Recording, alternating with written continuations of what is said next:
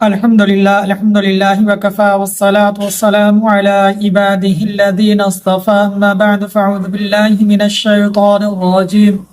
بسم اللہ الرحمن الرحیم قال النبی صلی اللہ علیہ وسلم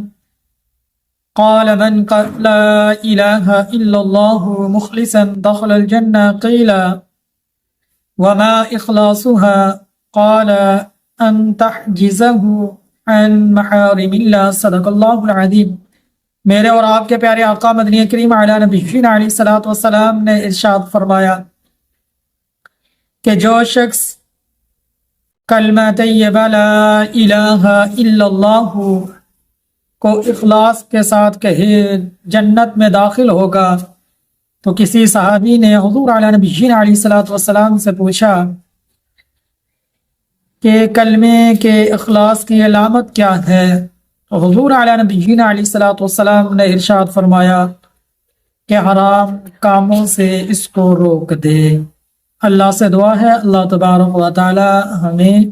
کلمہ طیبہ لا الہ الا اللہ محمد الرسول اللہ صلی اللہ علیہ وسلم کا زیادہ سے زیادہ ذکر کرنے کی توفیق عطا فرمائے، اور لا الہ الا اللہ محمد رسول اللہ صلی اللہ علیہ وسلم کو زیادہ سے زیادہ پڑھنے کی بھی اللہ توفیق عطا فرمائے، آمین یا رب العالمین۔